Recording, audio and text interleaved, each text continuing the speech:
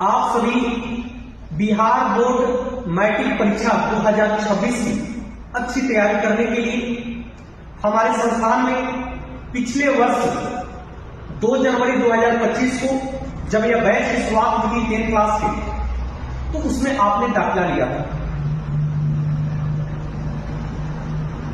लगभग एक साल यानी वर्ष 2025 में एनसीईआरटी तथा अन्य प्रकाशन के प्रश्नों का टू द पॉइंट हमने अध्ययन किया। जब कोर्स समाप्त हुआ तो उसके बाद बिहार बोर्ड मैट्रिक परीक्षा की दृष्टि से एक विशेष तैयारी करने के लिए क्रैश कोर्स का आयोजन किया, जो 15 दिसंबर 2025 से शुरू है और 12 फरवरी 2026 को समाप्त हो जाएगी। ग्रेस कोर्स का लगभग 9 एग्जाम खत्म हो चुका है। जैसा कि आप सभी को पता भी है कि प्रत्येक 2 एग्जामों के बीच 2-2 दिन का गैप है, जिसमें डाउट को क्लियर किया जाता है। यानी आपको कोर्स से संबंधित किसी प्रकार की समस्या है, किसी भी प्रश्न को लेकर उसको क्लियरफाई किया जाता है।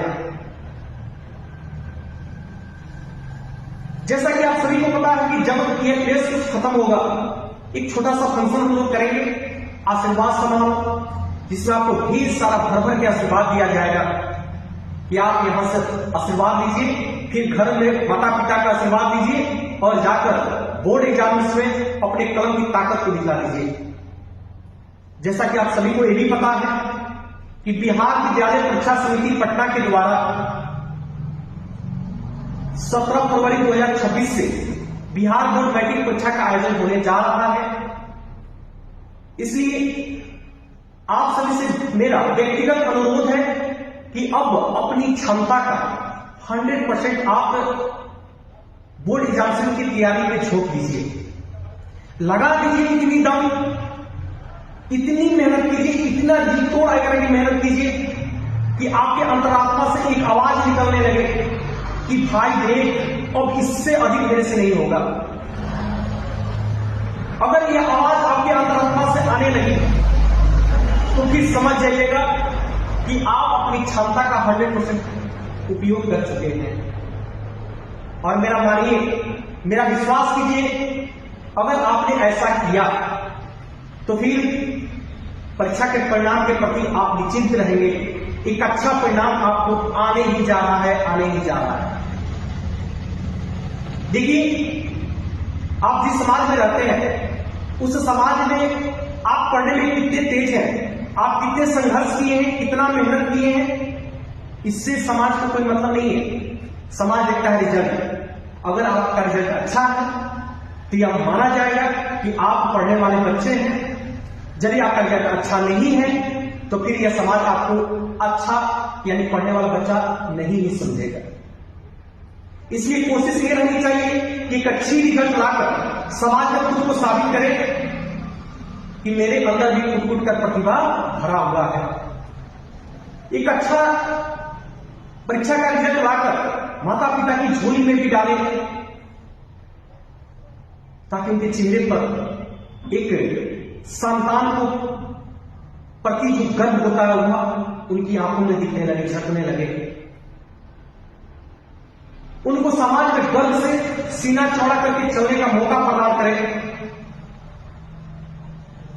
मैं आपको इसी समाज का एक कड़वा सच बताता हूं कि यह समाज शिक्षित यानी पढ़ा लिखा और सफल इंसान उसी को मानता है जिसके पास सरकारी नौकरी है।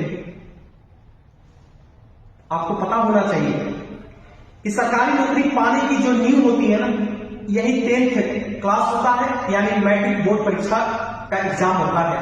यहीं से आपकी सरकारी नौकरी मिलना शुरू होगा, यानी यहीं से आप एक छोटा मोटा फॉर्म भरना शुरू कर देंगे। मैट्रिक के बाद इंटर करेंगे, इंटर के बाद ग्रेजुएशन करेंगे, यानी कहीं ना कहीं अगर जड़ मजबूत हुआ, नींव मजबूत हुआ तो इस पर बड़ी बड़ी मंजिलें खड़ी कर सकते हैं। मैं आपको बता दूं, सरकारी नौकरी के प्रति इस प्रकार की समाज में दीवानगी है कि आज समाज में रहने वाले हर एक पिता अपने परिवार में शिक्षित बेरोजगार लड़के के प्रति इस प्रकार से चिंतित है कि वह दिन रात उसी जुगाड़ में है कि किसी प्रकार से 2-4 कट्ठा जमीन बेचकर बेटा को सरकारी नौकरी दिला दे। हालांकि वह पिता गलत नहीं है, ना ही उनकी सोच गलत है, समाज का ही यह नजरिया हो गया है। इसलिए वह अपने बच्चों को इसी समाज में मान सम्मान अगर दिलाने के लिए किसी भी कीमत पर सरकारी नौकरी अगर पाना चाहता है तो फिर वह गलत नहीं है।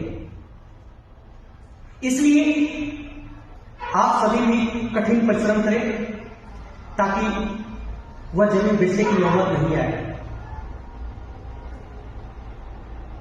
मैं आपको बता दूं कि समाज को यह भी सोचना चाहिए कि एक कड़वा सोच ये भी है कि भले ही 2-4 कट्ठा जमीन बेचकर सरकारी नौकरी पा लेना थोड़ा आसान है, लेकिन उसी सरकारी नौकरी को ईमानदारी पूर्वक करके पैसे कमा करके उसी 2-4 कट्ठा जमीन को लिखा पाना बड़ी मुश्किल है।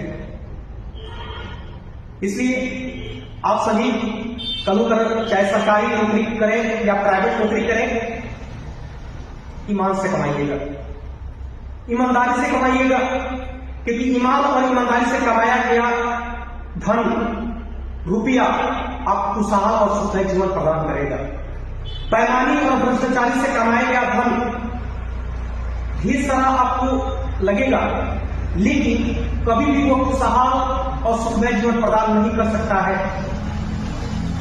इसलिए इस जीवन के सीख को अपने जीवन में अपना लीजिए कि कभी भी गलत राह पर चलकर पैसा नहीं कमाना है, गंदा वस्तु उठाकर पैसा नहीं कमाना है, सिर्फ और सिर्फ सच्चे राह पर चलकर ईमानदारी से पैसा कमाना है और एक साधारण जीवन जीने के लिए बहुत ज्यादा पैसे की जरूरत नहीं होती है।